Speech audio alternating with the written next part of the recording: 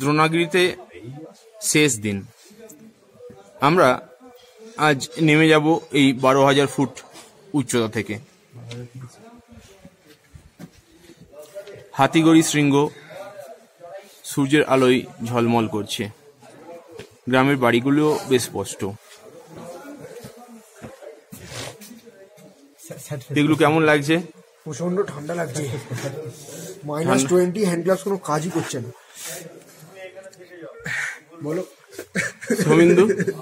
আমি সবাইকে বললাম স্যাড ফেস করতে, ভালো লাগবে তাহলে দেখতে ভিডিওটা। আচ্ছা, আরিফ দা? জাস্ট প্রচন্ড ঠান্ডা, আর কিছু মনে হয়নি? না, দুঃখটা থেকে গেল, অনির্বাণ দুঃখটা একটু থেকে গেল, এই যা। কিন্তু বাকি এক্সপিরিয়েন্সটাও ভালোই হলো, ঠিকঠাক। লাস্ট একটুকু বাদ দিয়ে আশা করছি আবার একবার হবে, আবার একবার আসবো আমি।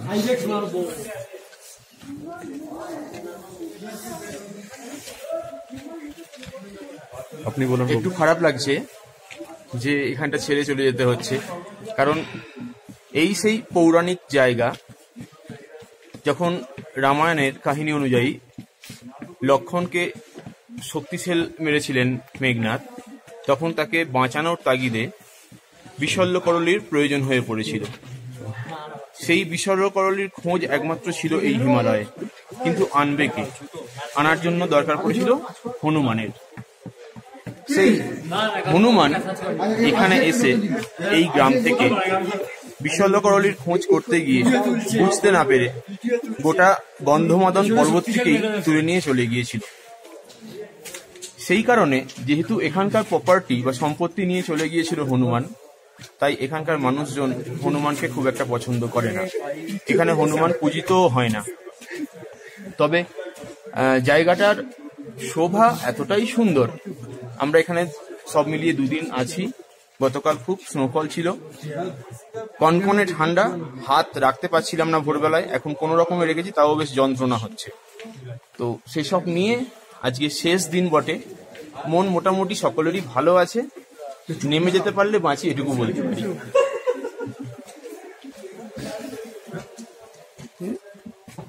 দ্রোণাগিরি গ্রাম থেকে নামার পথে ছোট্ট এই নালা প্রচন্ড ঠান্ডায় জমে গেছে, নিচে দিয়ে জল বয়ে যাচ্ছে, অথচ ওপরে দেখাই যাচ্ছে কি শক্ত বরফ। পা দিলে পা ঢুকে যাবে, এরকম অবস্থা। এখানে তো পুরো ঝুরঝুরে বরফ।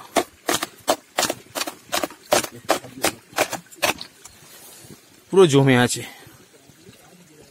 বরফ পড়ে গেছে পুরো ট্রেক রুটেই। সেই বরফের উপর দিয়েই আস্তে আস্তে হেঁটে চলা।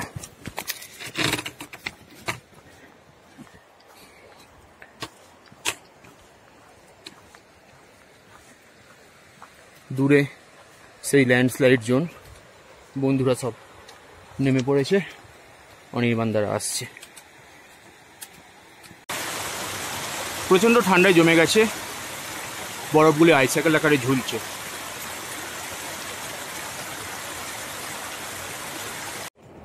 পুরোই বরফের রাস্তা, সারা রাত ধরে তুষারপাত হয়েছে, তার উপর দিয়ে আমরা চলেছি। সাবধানে পা ফেলতে হচ্ছে।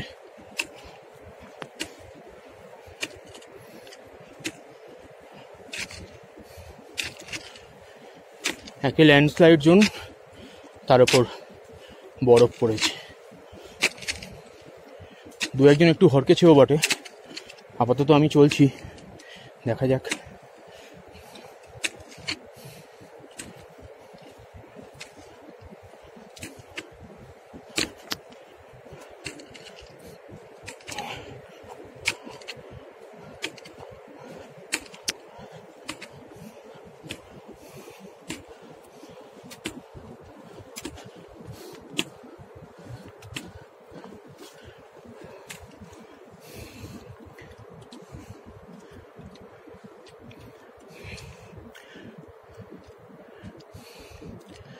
বরফে ঢাকা রাস্তা দিয়ে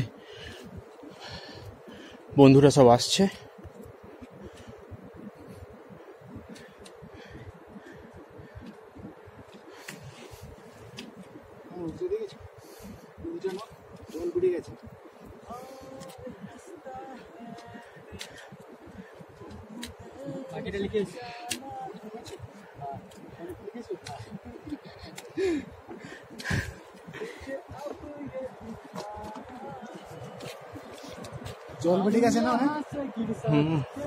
আমাদের নেমে আসার পথ দ্রোণাগিরি গ্রাম থেকে রুইন গ্রামের পথে। রাত্রে প্রচুর স্নোফল হয়েছে, রডোডেন্ডন এখনো বরফে ঢেকে। আমরা এই বরফ পড়া পথের ওপর দিয়ে হেঁটে চলেছি। এখানে একটা বিশ্রামস্থল, যেখানে আগের দিন আমরা রেস্ট নিয়েছিলাম, টিফিন করেছিলাম। দূরে হাতিঘড়ি শৃঙ্গ। আমাদের গাইড দাদা আমাদের জন্য অপেক্ষা করছেন। চলুন এগিয়ে যাওয়া যাক। রুইন থেকে আমরা চলেছি যোশী মঠের পথে। আপাতত যাব জুম্মা। এই রাস্তাটি এবছরেই চালু হয়েছে। গত বছর পর্যন্ত যারা ট্রেক করেছে তাদের এই 3 কিলোমিটার পথ হেঁটেই আসতে হতো। বোঝা যাচ্ছে এখনো রাস্তাটি পুরোপুরি তৈরি নয়, বেশ রুক্ষ। আমাদের আরেকটি গাড়ি সামনে এগিয়ে যাচ্ছে, আমরা পিছনে আছি। গাড়িতে আছেন আমাদের ড্রাইভার দাদা, অনির্বাণদা আছে, সুমিন্দ্র,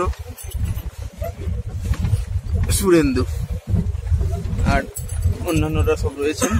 ফরেস্ট ডিপার্টমেন্টের লোকেরাও আছেন, আর তার সাথে আমিও রয়েছি। একটা ইউটার্ন, এই বাঁক পেরিয়ে আমরা নিচের দিকে নেমে যাচ্ছি।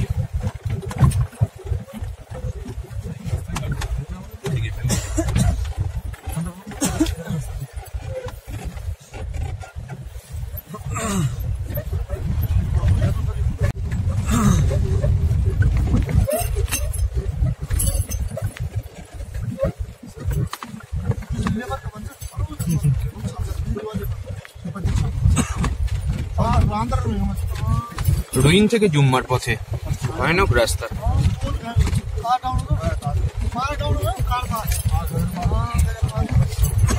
পাশে ধৌলি গঙ্গা। बाहर भी हमारे ही सुन लो है मगर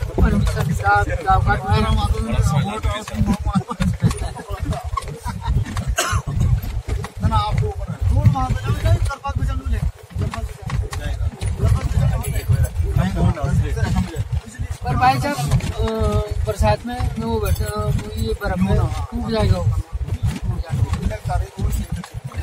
वाला। আমাদের অন্য গাড়িটা আগিয়ে যাচ্ছে।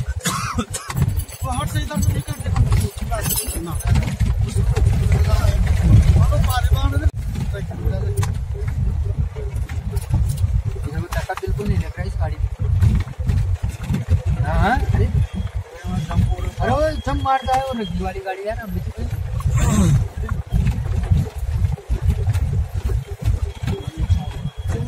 আমরা জুম্মার কাছাকাছি পৌঁছে গেছি।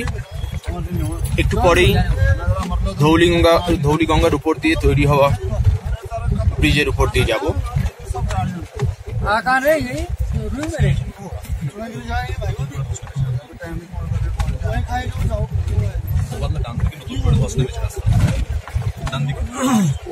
खचर वाला है गोल मकान।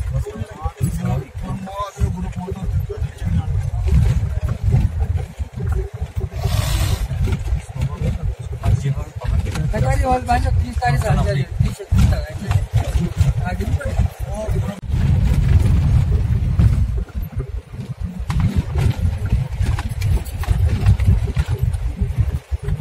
हमारे प्रधान जी का कौन सा हुआ है हमारे प्रधान जी का भी ना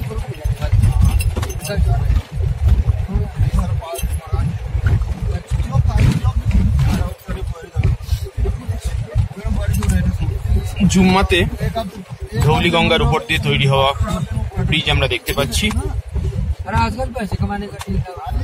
এর আগে ছোট্ট একটি ব্রিজ যেটা নিচে আছে সেখান দিয়ে যেতে হতো।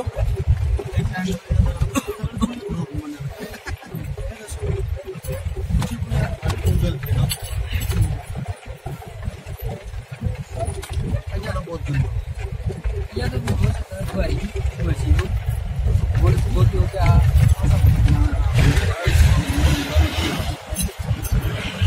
নিচের ব্রিজটি এখন অবসলিউট হয়ে গেছে।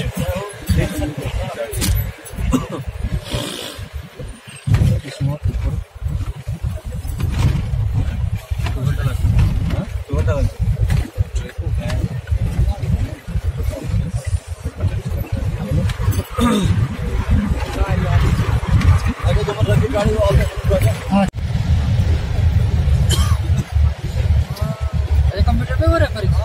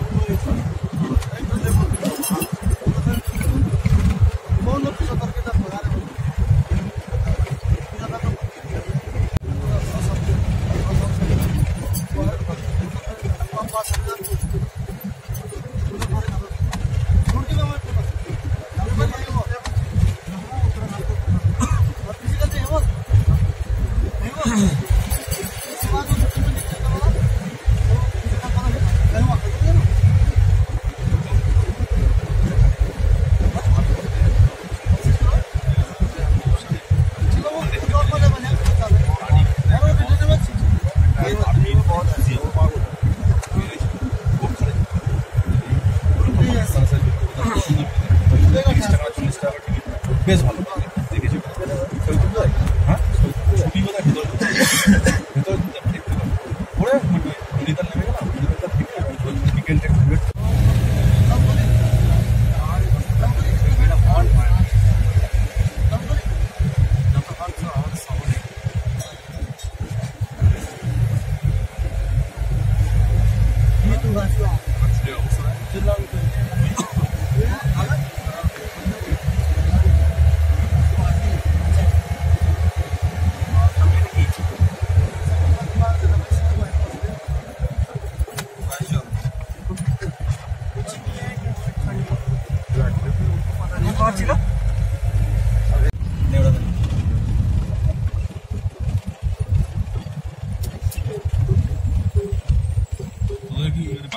বাকিরা মানে গেল নাকি কষ্ট বাকিরা বাকি বন্ধুরা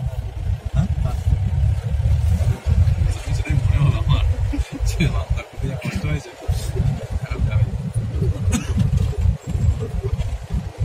আর ওরা ক্লিক করবে বলে মনে মানে এত কষ্ট হয়েছে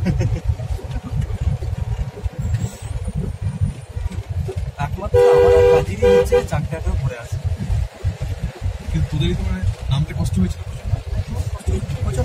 আমি মানে 15 মিনিট তো ভুলে গেছি হ্যাঁ কাজে না আমি আর কাজে ঠিকঠাক নেমে গেছি না কষ্ট সবারই হয়েছে একটা জিনিস ঠিক কোনো কেউ যদি একদিনে 7 কিলোমিটার কাছে টাকা থাকে সেটা আমার যথেষ্ট চাওয়া ভাই হোক আর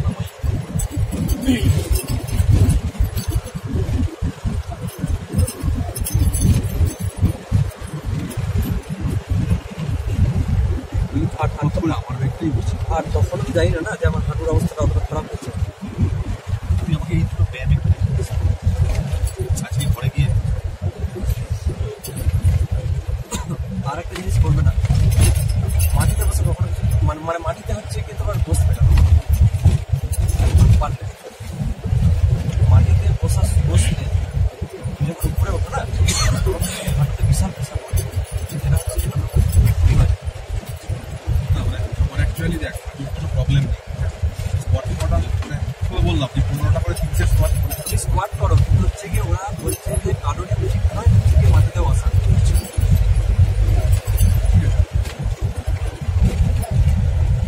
এই যে এই গাড়িটা আসছে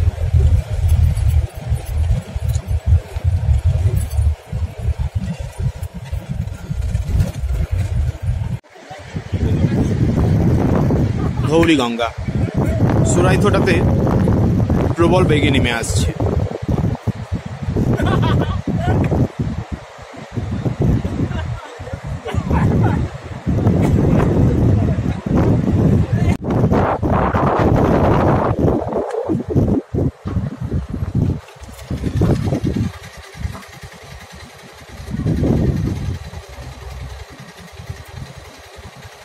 ডিনামাইট দিয়ে ব্লাস্ট করে রাস্তা চওড়া করা হচ্ছে।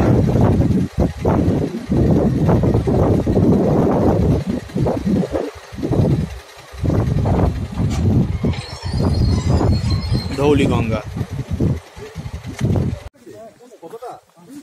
আমরা দেখে নেব আরো একবার তপবনের কাছেই হট স্প্রিংটাকে। সালফারের কটু গন্ধ নাকে আসছে।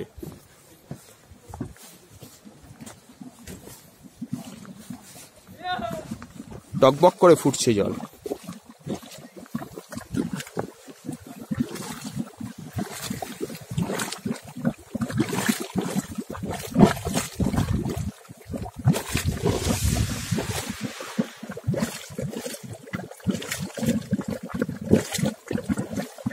চতুর্দিক লাল হয়ে আছে।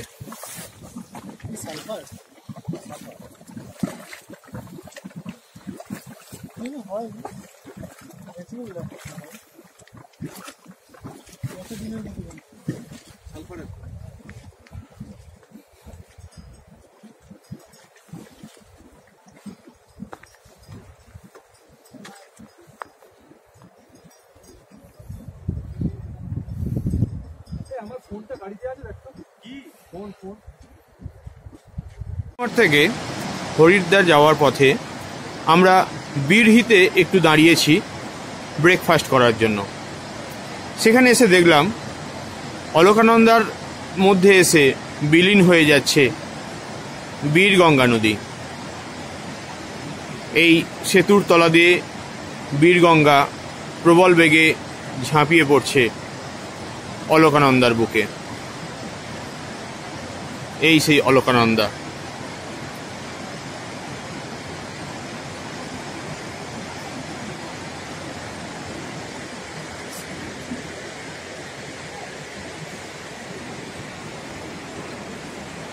চামোলি থেকে শ্রীনগরের যাওয়ার পথে আমরা চলে এলাম নন্দপ্রয়াগের কাছে। নন্দপ্রয়াগে নন্দাকিনী ও অলকানন্দা এই দুই নদীর মিলন ঘটেছে।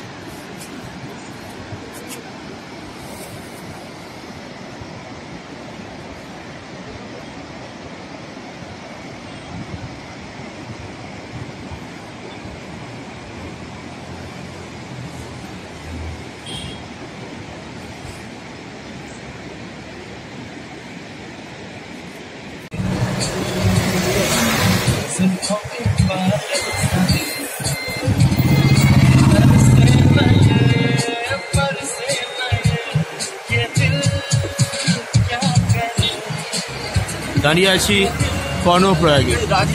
এখানে পিন্ডার গঙ্গা আর অলকানন্দার মিলন ঘটেছে।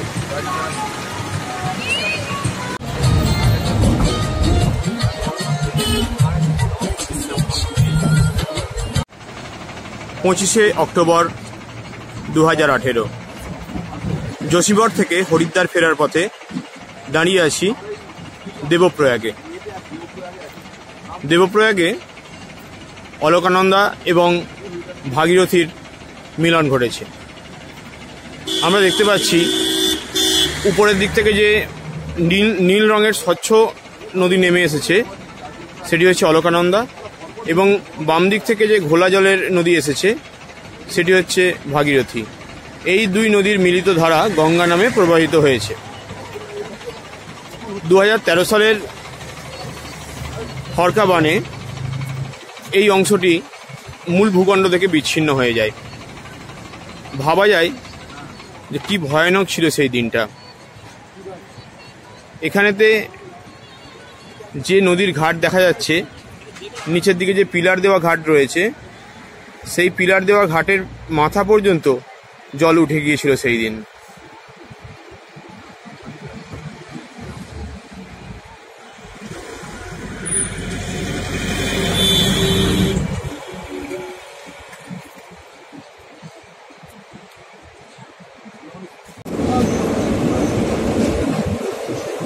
বারাণসীর গঙ্গা।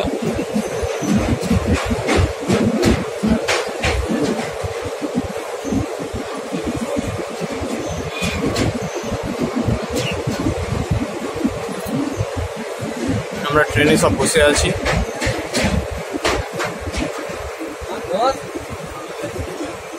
দাও না দাঁড়াও